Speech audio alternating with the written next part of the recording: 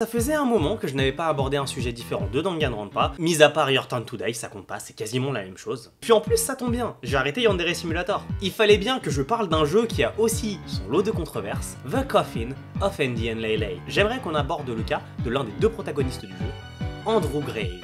Bonsoir et bienvenue pour ce 118e Theory Time. Pour commencer à parler aussi dans d'autres vidéos de The Coffin of Andy and Leyley, j'aimerais que l'on commence par aborder une question qui me semble très importante. Qui est réellement Andrew Graves? Et si vous ne comprenez pas l'intérêt de la question posée, on en reparle juste après le générique. C'est parti.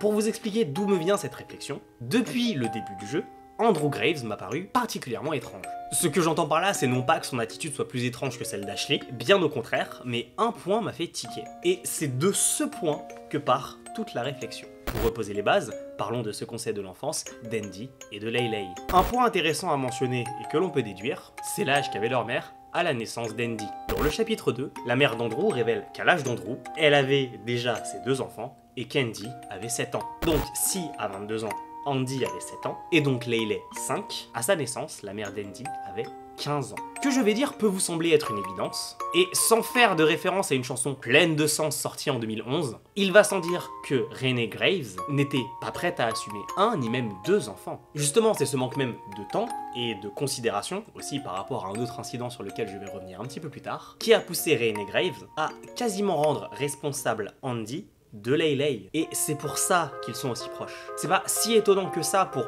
deux parties d'une fratrie d'être proches, mais là c'est un niveau quelque peu particulier, je le reconnais. De là à pousser ton frère à être complice d'un meurtre, faut pas déconner non plus. Si Renee avait négligé Ashley jusque-là, avec la mort de Nina, elles n'ont juste plus eu de relation mère-fille du tout. Et ça se ressent justement dans le jeu, qu'Ashley voit plus Renee et Monsieur Grave comme ses géniteurs que comme ses parents, comme deux personnes qui lui ont donné naissance, mais c'est tout. Et si Andrew a pris cette place de parent pour Ashley, au point d'ailleurs où elle en était dépendant, même sur le plan affectif, on peut poser un constat qui d'ailleurs pourrait être l'endroit d'où part justement l'inceste présent dans le jeu, le syndrome d'Oedipe.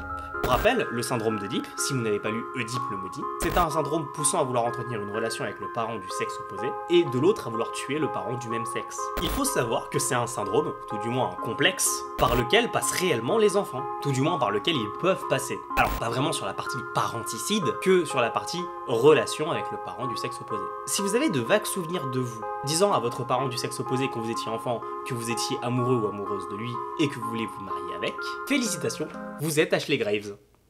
Plus sérieusement, je me permets de préciser ça et d'amener ce point pour une bonne raison.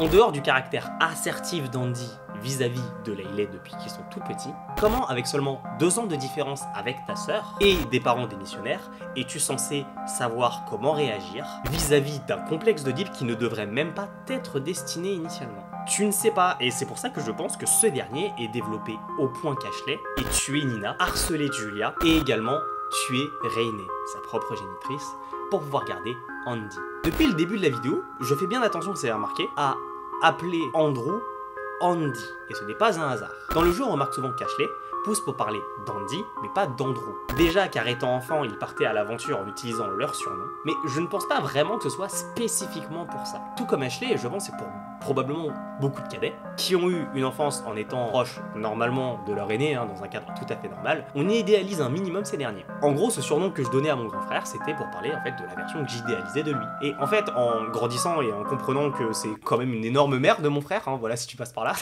j'ai arrêté de l'appeler comme ça, et c'est aussi parce que j'ai eu une enfance plutôt normale. Ashley, elle a eu une enfance très particulière. Ayant été si proche d'Andy, elle a tué pour lui dès l'âge de 5 ans. Elle ne peut pas et ne pourra pas faire ce distinguo. Ça, c'est dans la théorie. Dans la pratique, quand on se concentre sur le jeu, on se rend compte qu'en fait, Ashley fait ce distinguo entre Andy et Andrew. Mais ça ne changera pas réellement le point que je veux amener. Et dans tous les cas, j'en reparlerai un petit peu plus dans la théorie. Maintenant qu'on a la base, la question est réellement de comprendre qu'est-ce qui va différencier Andy et Andrew? Et la réponse peut sembler assez évidente à vrai dire. Andrew ne se comporte pas avec Ashley comme le fait Andy. D'ailleurs c'est intéressant de noter justement que dans le chapitre 2, Ashley fait elle-même le distinguo en posant directement la question à Andrew de savoir si c'est à Andrew ou à Andy qu'elle parle. D'ailleurs c'est de mémoire l'un des rares moments où elle s'est montrée considérante des sentiments d'autrui, mais spécifiquement d'Andy. Probablement par peur de le perdre, et surtout peur de perdre l'influence qu'elle a sur Andy. On comprend donc deux choses. Andy agit avec affection envers sa sœur, et rejet envers le reste. Andrew agit avec beaucoup plus de recul et du dédain, carrément, envers sa sœur, et acceptance envers tout le reste, tout du moins ce qu'il veut. Le dédain envers Ashley se voit assez facilement, mais l'acceptation envers le reste se voit justement à un moment clé du jeu, le passage vers Decay ou vers Burial. À savoir si on choisit de laisser seul Andrew avec Monsieur et Madame Graves, en d'autres termes, si Ashley choisit de faire confiance à Andrew. Avec tout ce que je vous ai dit, je pense que vous comprenez bien que le distinguo Andy-Andrew est bien plus ancré dans le jeu qu'il n'y paraît. Il n'y a pas de barrière de séparation entre les deux a priori, autrement que par la vision d'Ashley qui y voit deux personnes vraiment différentes. Mais est-ce réellement le cas? À la fin du chapitre 1, lorsque Andrew et Ashley se disputent, à la fin, avant de sortir, Andrew demande explicitement à Ashley qu'en sortant il n'y ait plus d'Andy et de Laylay, mais uniquement Andrew et Ashley. Je pense que, à partir de tout ce que je vous ai dit, selon moi, on peut le considérer de plusieurs manières. Comme l'a précisé Andrew, c'est purement un acte symbolique. Un moyen de laisser les enfants qu'ils étaient derrière eux, les personnes qu'ils étaient derrière eux, dans cet appartement qu'ils quittent. C'est une vision qui, selon moi, est pertinente, dans le sens où, pour Andrew et Ashley, c'est le saut dans l'inconnu, mais c'est aussi le saut dans l'inconnu dans la personne qu'ils sont, à savoir qu'ils vont devoir abandonner leur identité. Mais j'irai plus loin. C'est possiblement symbolique, mais peut-être également que la symbolique, dans ce cas-là, évoque également un détachement d'Andrew de l'emprise qu'avait Laylay sur lui, de l'emprise qu'a Ashley sur lui. C'est cohérent avec le premier point, et si je n'étais pas connu pour faire des théories et avoir des réflexions plutôt en dehors de la boîte, c'est l'hypothèse que je suivrais le plus. Mais selon moi, il manque un dernier point au puzzle. Un point qui pourrait expliquer clairement pourquoi Andrew a décidé de faire cette distinction. On sait qu'Andy est globalement un enfant traumatisé par ce qu'il a fait, et surtout par Laylay, qui a une emprise indescriptible sur Andy. Et la question justement que je pose réellement sur la table, en prenant en compte ce traumatisme, est-ce que Andy et Andrew ne seraient pas simplement deux personnalités différentes?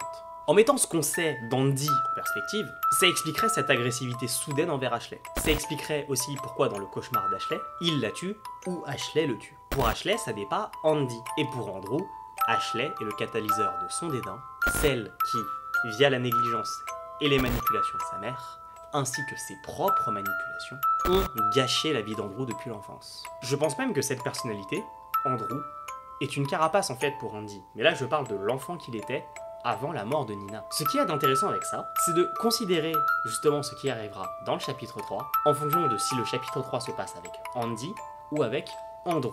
Si nous passons par Decay, on peut imaginer qu'Andrew continuera dans une lancée, menant Ashley à sa perte, mais possiblement ce dernier. Selon moi d'ailleurs, une fin alternative de Decay mènerait, tout comme à la fin alternative rajoutée au chapitre 2, à la mort d'Andrew et d'Ashley. Je ne parlerai pas d'ailleurs dans le détail de la nouvelle fin qui a été ajoutée. Je dirais juste que le fait qu'Andrew sombre à ce moment-là précisément dans la folie me conforte moi dans mon idée de double personnalité. Et en voyant justement le dialogue d'Andrew comme un dialogue intérieur justement entre Andy, qui déteste sa mère, et Andrew, qui déteste Ashley, expliquons les deux fins. Enfin, pour ce qui pourrait arriver dans Burial sous cette hypothèse, vous le savez à vrai dire. Il est probable qu'en continuant de découvrir l'histoire, Andy s'enfonce de plus en plus dans sa dépendance affective envers Laylay, au point justement que montre la substory du chapitre 2, celle que tout le monde connaît. La question reste au final de comprendre si Andy, en s'enfonçant sans arrêt comme il le fera, n'irait pas de la même manière qu'Andrew dans Decay, vers sa propre perte. Perte de lui-même en acceptant d'être le pantin d'Ashley, le Andy est le seul Andy qu'elle veut, mais également sa propre perte au sens propre du terme. C'est-à-dire vers la fin un peu prématurée de la dernière aventure, de la dernière quête d'Andy et de Laylay.